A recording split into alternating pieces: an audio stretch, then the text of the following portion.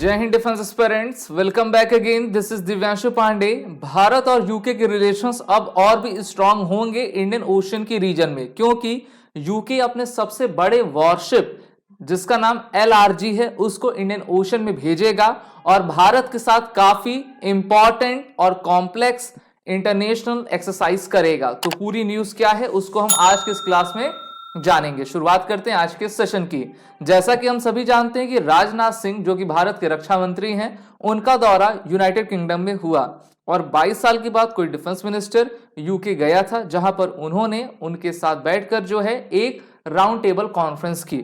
दोनों देशों के बीच काफी अहम मुद्दों पर चर्चा की गई, जिसमें इंडियन ओशन रीजन से लेकर टेक्नोलॉजिकल एडवांसमेंट तक के इश्यूज इसमें डिस्कस किए गए।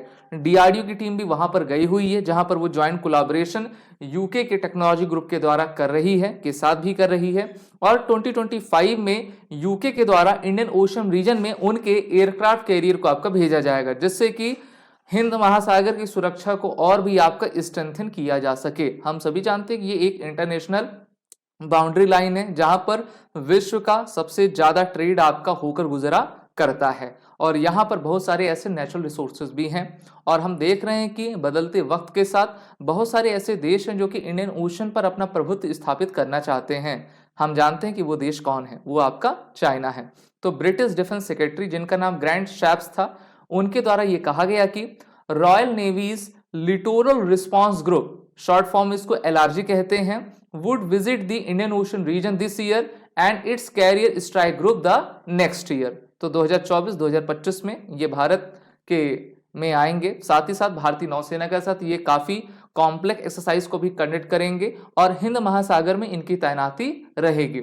अभी हम देख ही रहे हैं कि रेड सी की तरफ कैसे ईरान बैक यमन हौती के द्वारा जो है अटैक आपकी किए जा रहे हैं। तो उन सभी चीजों को देखते हुए ये बड़ा डिसीजन दोनों देशों के द्वारा लिया गया है, क्योंकि हम सभी को साउंड माइंडेड कंट्रीज को, लाइक माइंडेड कंट्रीज को इंडियन ओशन रीजन को आपका प्रिजर्व करना है। साथ ही साथ इंडो पैसिफिक रीजन के भी सिक्योरिटी का दायित्व भी इन दोनों ही देशों के पास है। इसमें अमेरिका भी है, जापान भी, ऑस्ट्रेलिया भी है। तो सभी का सहयोग लेकर हम आगे आपका बढ़ते जा रहे हैं, जिससे कि हमारे जो स्ट्रेटेजिक रिलेशंस हैं उनको हम आगे बढ़ा सकें। राजनाथ सिंह जी के द्वारा कहा गया है और इन्होंने आगे ये भी कहा कि together we share the same security challenges and are steadfast on our commitment to maintaining a free and prosperous Indo Pacific.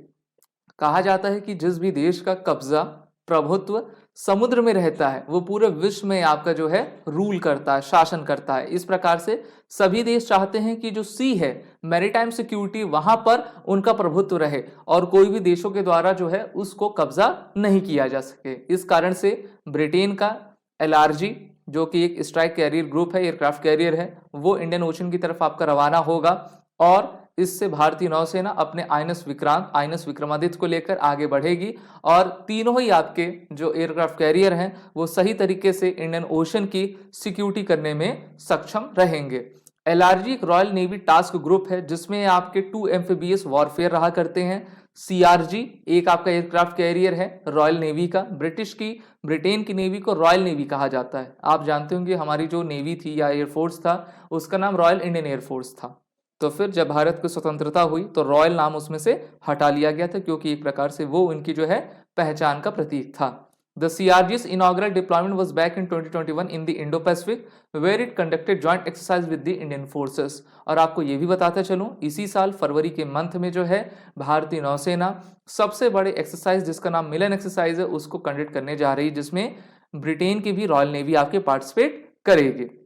और 2030 तक हम किस प्रकार से एक landmark joint exercise Indian ocean की रीजन में कंडक्ट कर पाएं और उसको बेहतर तरीके से आगे बढ़ा सकें, इस पर दोनों देशों को आपका एग्रीमेंट हुआ है और दोनों देश अपने रक्षा सहयोग को लेकर आगे बढ़ेंगे। बात करते हैं इंडियन ओशन रीजन की, तो एक वाइटल मैरीटाइम एरिया है जो कि 36 लिटोरल एंड आइलैंड कंट्रीज में आपका फैला हुआ है। इसके सिग्निफिकेंट, इसके ट्रेड रूट्स, नेचुरल रिसोर्सेज और जियोपॉलिटिकल इंपॉर्टेंस के लिए सबसे ज्यादा हैं और वर्ल्ड का बिजिएस्ट रूट है जिसमें स्ट्रेट ऑफ हॉर्मुज मलक्का आपका आया करता है। हम सभी जान रहे हैं कि चाइना अपने नेवल प्रेजेंस को इंडियन ओशन रीजन पे बढ़ाता जा रहा है।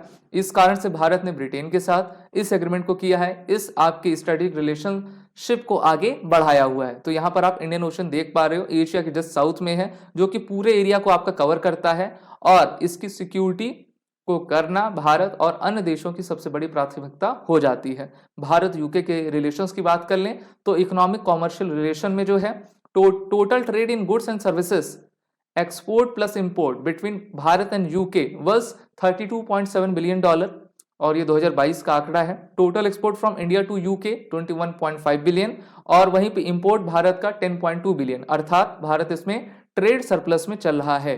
The UK is the 7th largest export destination for India.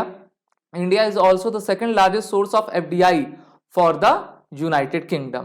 वहीं पर अगर हम बात करते हैं डायस्पोरा की तो वहां पर भारत की 2.86% पॉपुलेशन अर्थात 19 लाख भारतीय यूके में आपका रहा करते हैं और हम अपने मिलिट्री रिलेशन को भी एक्सरसाइज के जरिए आगे बढ़ाते हैं, जिसमें अजय वॉरियर कोंकण और इंद्रधनुष एक्सरसाइज शामिल हैं। आप सभी defence aspirant SSB crack exam के रिटन और हमारे एसएसबी इंटरव्यू ऑनलाइन कोर्स में जुड़कर अपने आने वाले एग्जाम की तैयारी जरूर करिएगा और वॉरियर 10 कोड का यूज करिएगा।